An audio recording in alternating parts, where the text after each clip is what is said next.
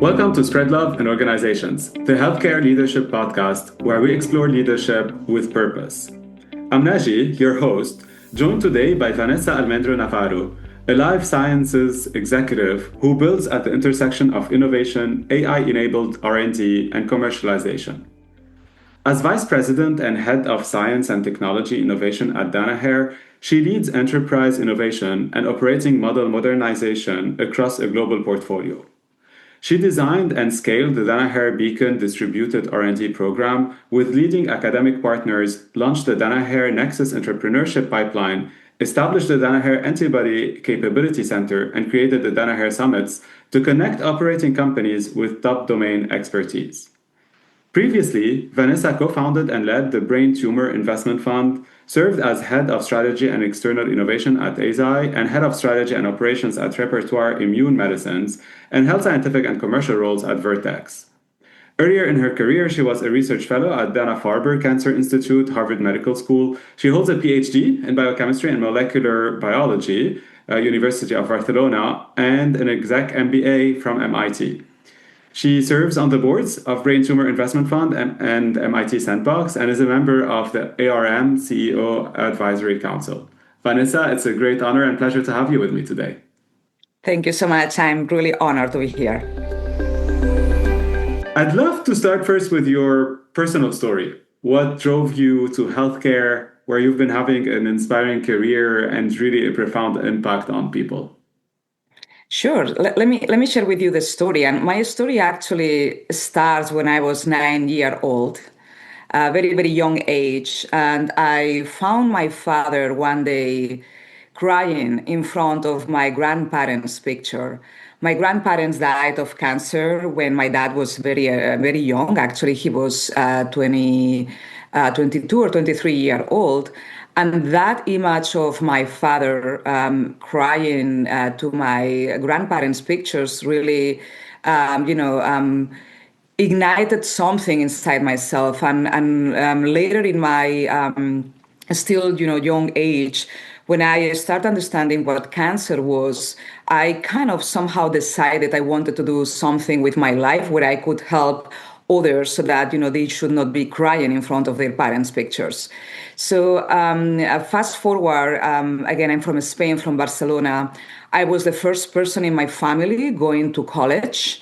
And during my young, teenager age, the drive was still there. I wanted to impact. I wanted to deliver, something with my professional career that would be helping others. And as I was, going through college, I became a biologist, and then I did my PhD as well in molecular biology and cancer.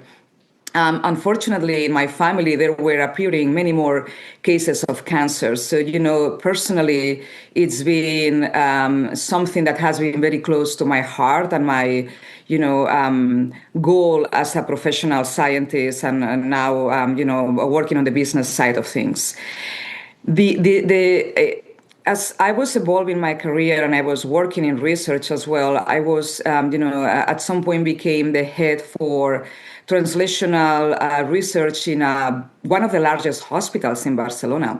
And that was another point in my life where I felt I had to do something better, more. I had to be faster. Just being in academia, when you are working in a hospital and you are seeing the patients every single day, it starts building on you this sense of urgency. We need to deliver impact. Patients cannot wait. So I decided to come to the US. I went to Dana-Farber, and I was still, of course, keeping my lab in Spain. I was still in academia, but at Dana-Farber, where I ended up spending 6 years, every single day where I was going to have lunch in the cafeteria with all my colleagues, I had to pass in front of the pediatric oncology department. That's in the 3rd floor at Dana-Farber. Again, those first 10 years of my life as a faculty working in academia, I was exposed to patients waiting for solutions. And that was something, honestly, that at a given point in my life, I could not handle anymore. And I decided to go to industry to continue to learn how do you really go from a good idea to develop a product that can go to the patient side and actually deliver that impact I was looking for. And I went to industry. I left my career as an investigator, as a faculty, and I had to start over with no industry experience. It was an incredible opportunity. I got to join Vertex Pharmaceuticals, where I was doing research in new target discovery for the oncology portfolio, then transitioning to become, group leader to run a drug development program. But again, as a scientist, I was now working finally in drug development, but I was in the earliest stage of drug development, new target discovery and lead identification. There was still so much that I didn't understood about clinical trials. How do you set up a clinical trial to get to the right endpoint so that you can have the right marketing materials to properly, be able to distribute those treatments to the right patient populations? How do we think about commercial viability of a drug or a treatment or an indication? That was something I had, honestly, very limited exposure and idea. And again, that was this lack of understanding was something that was like it ignited on me another how to put it, ignited this desire to keep learning more. There were still steps about going from an idea to a product I did not understood. So I decided then to transition from research to the commercial department. That was the time as well where I decided to do an MBA at MIT and build that, gap into this business acumen and that understanding from the financial perspective that I was lacking at that time. And then from there, honestly, I've been then transitioning in my career in roles that have been always sitting at the intersection between innovation and commercialization, always trying to find opportunities to go from a good idea to a good product. And at the end, again, just to summarize, it's always about trying to deliver on patient impact. And it's not enough to just have a good idea. You need to be able to see it through and develop actually a solution that will impact human health. And that's really what inspires me to continue to be doing what I do every single day. Well, thank you so much, Vanessa, for this inspiring story and moving. I think several of us have moved to keep on growing our impact, and you certainly are delivering it. And how you're ending is actually a great segue for my first question, because you've built program, and you are one of the few who builds program to foster collaboration and entrepreneurship and intrapreneurship somehow. So how do you ensure that innovation is really staying not just cutting edge innovation as we hear it, but exactly what you said, deeply connected to patients and societal impact? It's important, or the way I think about it, it's always important to understand what is the problem that you are trying to solve. If there is a problem that needs to be solved, there is always the opportunity to develop a solution for that problem. And I said there is always a solution because one of my principles, it's always don't tell me no, tell me how. There is always an opportunity to do something and approach the problems. We might fail from a technical perspective. Science is complicated and very often fails, but there is always an opportunity for us to try and to move forward.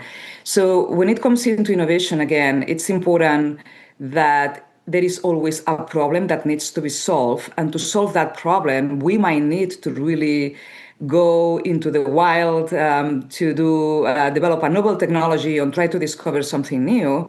But importantly, sometimes there might be simple, elegant solutions that just deliver impact. And I think this is also critically important when we think about developing treatments and just delivering solutions for human health.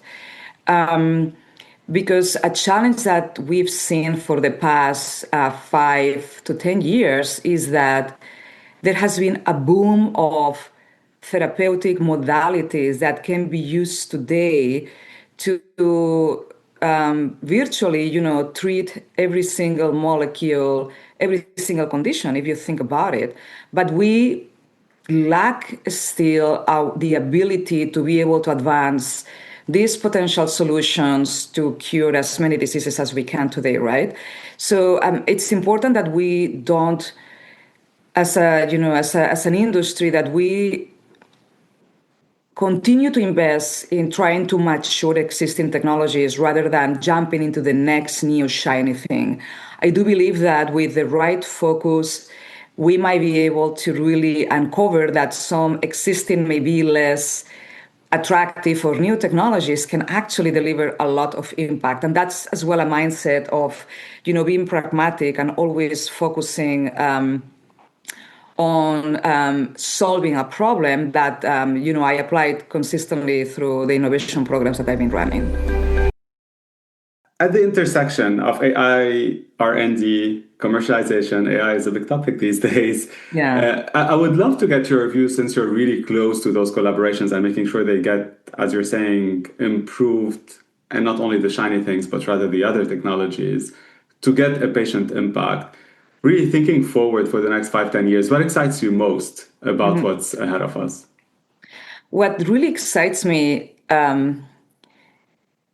is that we are, I think we are very lucky, honestly, to be living in the time that we are living, despite all the existing challenges from a, macroeconomic and geopolitical situation.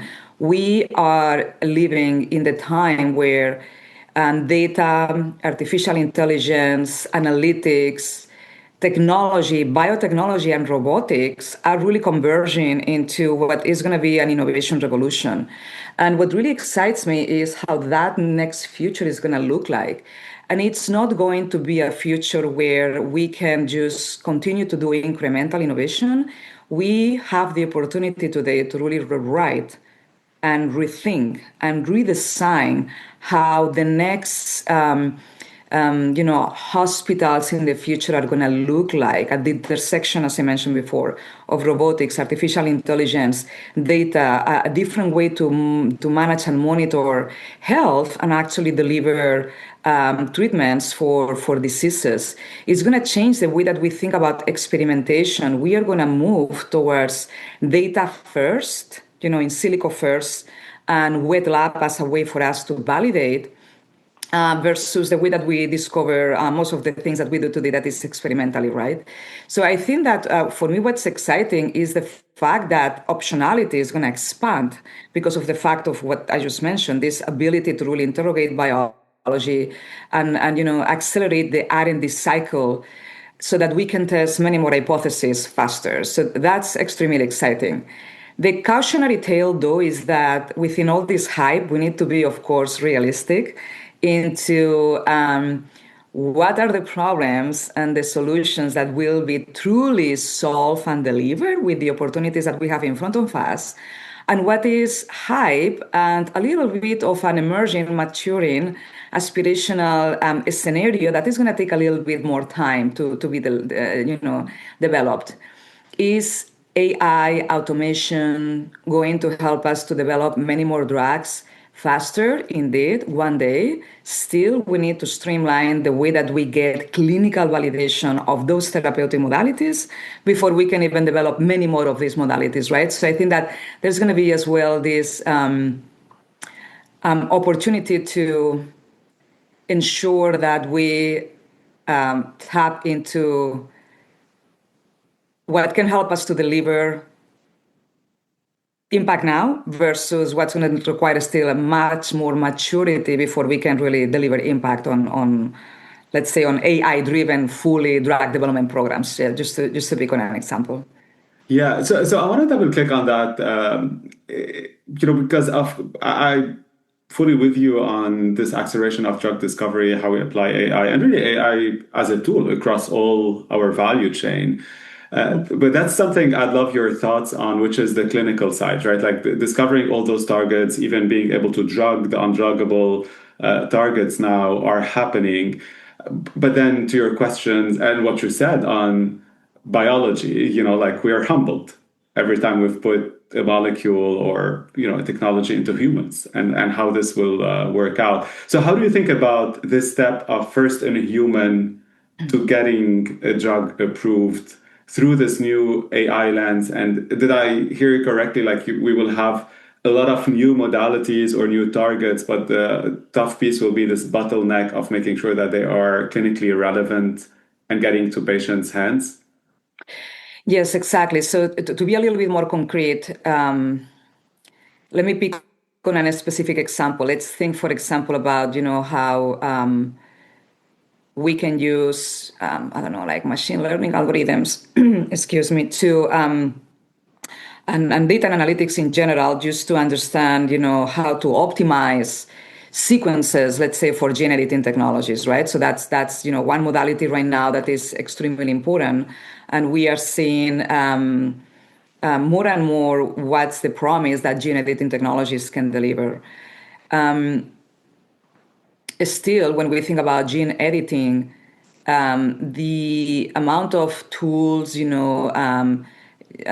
enzymes, CRISPR-Cas9, base editors, you name it, prime editors. There are many modalities today of editors we can use on DNA, on RNA, that are potentially able to provide, cures to many diseases, but yet we have not figured out what's the opportunity or what are the how to develop these drugs in a way that is going to be safe and for what indications. Some of these drugs still lack clinical validation. That's the point I'm trying to make. So that's an example with gene editing technologies. Again, products that we can. There are many AI tools that can be used to understand, safety, efficacy, potential genotoxicity of target effects. So that's an area where we have been using this type of tools. Another area that it's important as well, where actually we are seeing an amazing opportunity is in ligand discovery, right? And everything that AlphaFold, Boltz models, and all these, protein modeling tools have been helping us to understand into how to target proteins and how to design ligands in a much more efficient and faster way, and really to expand our ability to understand the chemical space. So that has been an incredible opportunity for us at the front end of the drug discovery, yet we still, for example, are missing the ability to build that lab in a loop quick iteration model so that we can validate those virtual hits to continue to advance the drug development programs, right? So I think that's an important consideration at the front end. Then when it comes into your question about the patients, and then even if we are able to sort all these problems and get to the right molecules, something that is more and more important is understanding what is the patient population that is truly going to benefit from your treatment, so that we decrease the failure rates that we've seen in the past with very promising therapeutic modalities that just failed clinical trials because they were not hitting the right patient population. So we know that this has happened in the past in many situations. We know that our understanding of eligible patient populations, our ability to discover, and understanding patient pathophysiology and drivers of response to these treatments is going to help us to then accelerate, tailor, and increase probability of success of these potentially, curative treatments. So when I think about AI, to your point before, AI is really an enabler on the full cycle of drug discovery, from finding your target, discover your molecule, thinking about clinical trial design for patient again eligibility, even at the end, if you will, into commercialization of that particular treatment.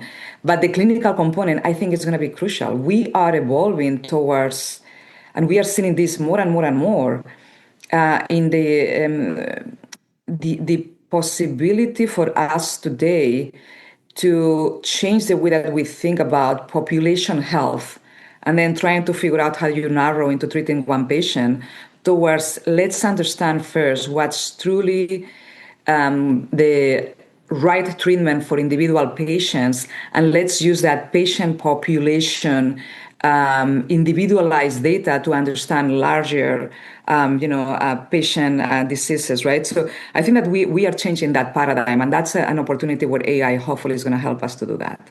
We've been discussing, right, like the field of where AI as an enabler, I love this word, how you used it, right? And in different steps of drug development, from early to late, will be impacting us for better health is really exciting. I want to go back to your story, right? Like from early childhood to bench science at Dana-Farber and now global innovation. Um, is there kind of a guiding principle that really shaped the way you lead and inspire others through your story? Yes, I would say that something I've learned from my career that now I try to inspire to my team and my colleagues and my peers, it's never give up. I mean, I was, as I mentioned before, I'm from Spain, from Barcelona, the first person in my family actually going to college, studying biology in a country where at that time there were very limited career opportunities. But I was determined. I wanted to become a biologist. I wanted to go out there. I wanted to do research in oncology. And then when the opportunity came to come to the US, and by the way, I barely speak any English at the time, so I basically came to the US and had to learn a language I was not speaking. I never gave up. It's like, that's not going to stop me. I'm going to go to Dana-Farber. This is a great opportunity.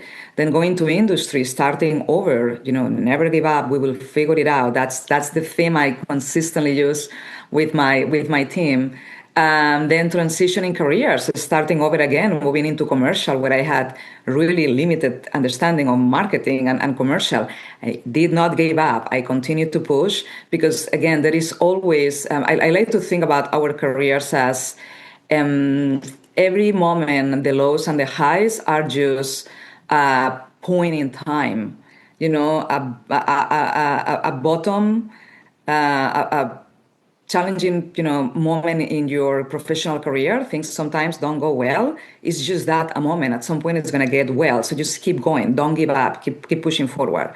So why I'm sharing this with you? I'm sharing this with you because, as you know, being now working more on business strategy mostly, right? I'm on the other side. I'm actually a scientist by training. I spent many years of my career on the bench, and I know how frustrating it is when you know that 5 to 10%, and that's for the lucky ones, of experiments ever work. As a bench scientist, you know that you are going to need to try over and over and over again until something works. So that's point number one. Then you start adding, the let me put it this way, probability of success of every single tiny little step from advancing an idea to actually a product. And most of the time, you're going to fail. Our jobs, our careers are extremely challenging. We need to build that resilience. It's always don't give up, keep going, and we will figure it out. And that's the theme I consistently use with my team, with my colleagues. It's my personal philosophy. I will figure it out. This is so powerful. We will figure it out. And it's certainly a story of resilience throughout your life and the journey. And, sometimes I think of it the same, very close to what you said. Every time we know how to do a job, we just are curious enough to go and do something we've never done before, but we'll figure it out. We learn and we grow and we figure it out. I love that. And this is a testament for your great leadership. And talking about this, I'm now going to go to giving you a word, and I would love your first reaction to it. And the first one is leadership. Humble.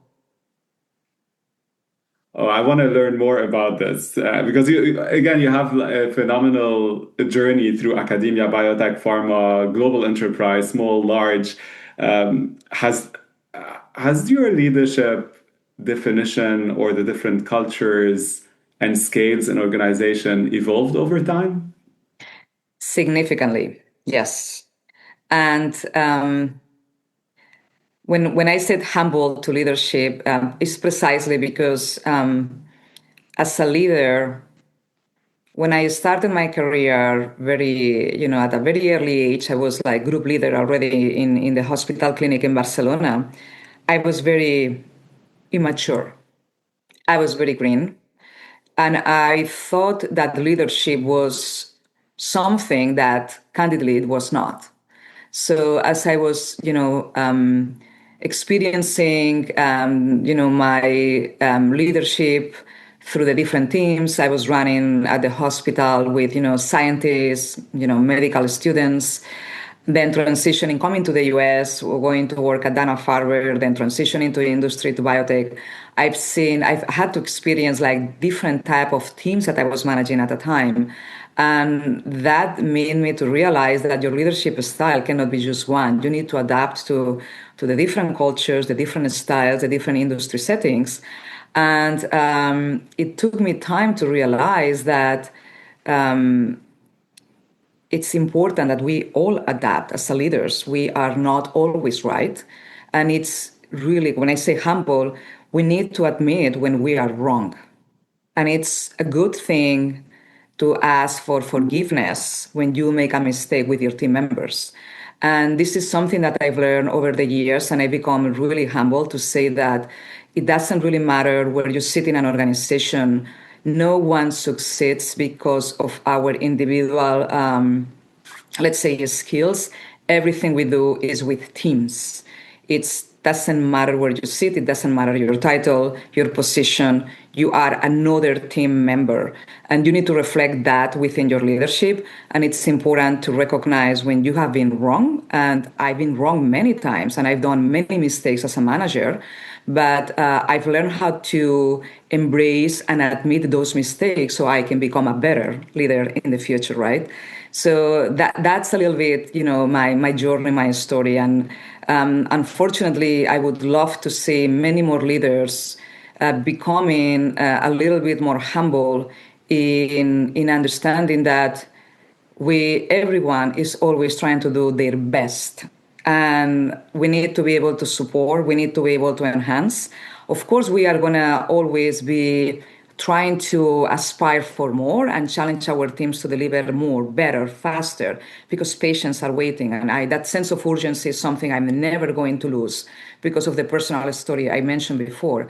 But it's really important that leaders recognize when we are wrong and admit that. And if we need to ask for forgiveness, I make a mistake, I'm sorry, we should be doing that. And that's the way I like to move forward with any team that I manage. The second word is impact. Patience. The third one is sandbox. Innovation. I'm very traditional, I can see that. And the last one is spread love in organizations. Yes, I don't know why, but philanthropic came to my head, spread love and organizations. I guess related to, the other big passion of mine that is supporting the National Brain Tumor Society. Do you want to tell us more about it? Sure, happy to do that. So when I was actually doing my MBA at MIT and I was working at Vertex Pharmaceuticals, a very good colleague of mine was the CSO of the National Brain Tumor Society. And he reached out to me and said, listen, Vanessa, the National Brain Tumor Society is thinking about launching potentially a philanthropic investment fund because we want to make sure that we continue to help in advancing ideas from the academic setting to commercialization so that we can deliver more solutions for patients with brain cancer.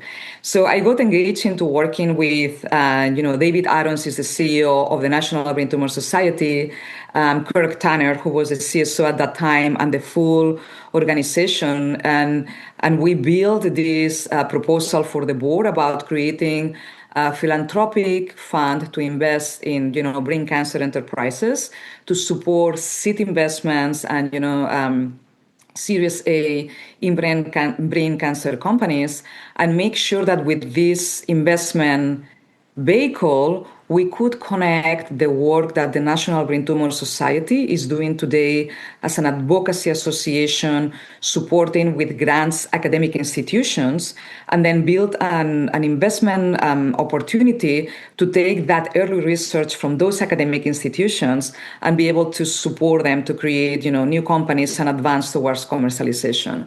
So that was an incredible experience when I started working with the National Brain Tumor Society in building this, the Brain Tumor Investment Fund. Because brain cancer, as many other cancers, I mean, this is just one of them, there is a huge unmet medical need. And unfortunately, the investment community has been traditionally very reluctant to invest too much capital in this disease, just because we know it's challenging, it's very complicated.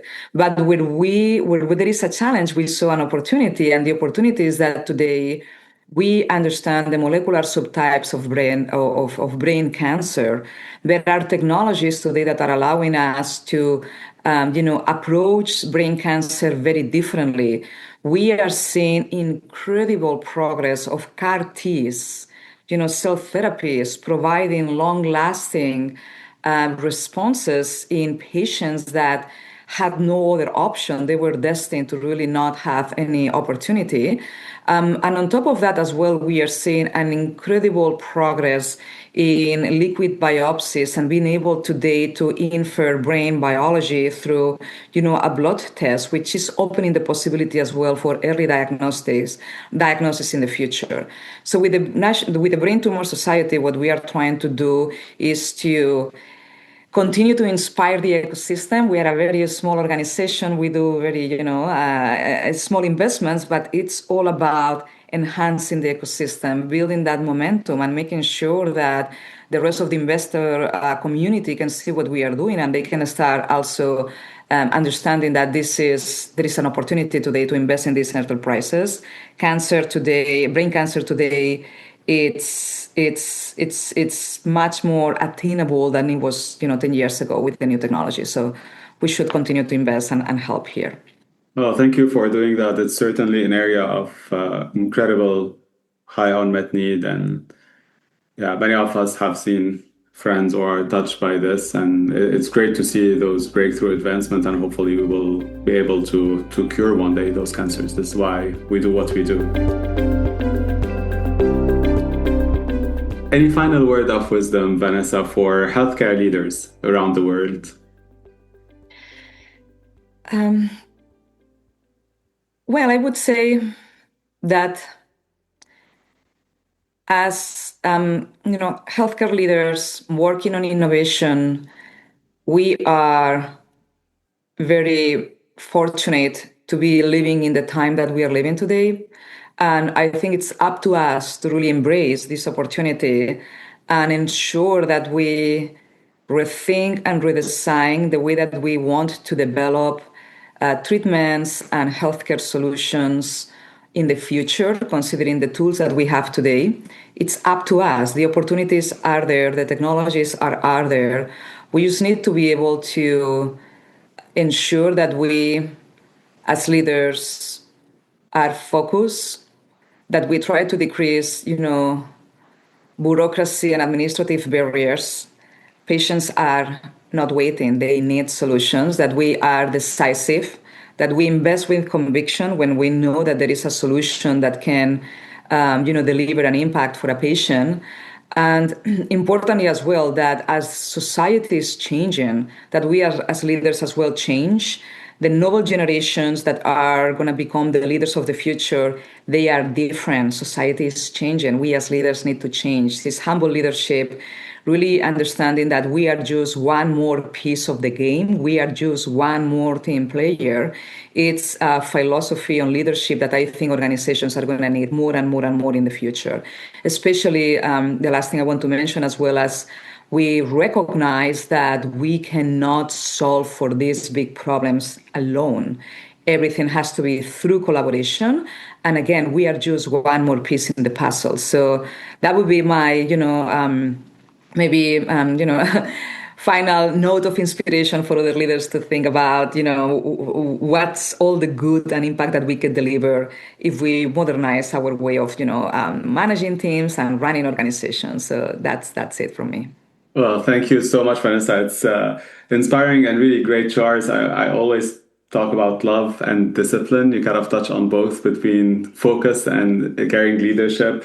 And I love your framing, embrace the opportunity of living today because patients cannot wait. And really great chatting with you. And thanks for being with me today. Thank you so much, Naji. This was fantastic. And thank you so much for inviting me. Thanks for listening to the show. For more episodes, make sure to subscribe to spreadloveio.com or wherever you listen to your podcasts. Let's inspire change together and make a positive impact in healthcare, one story at a time.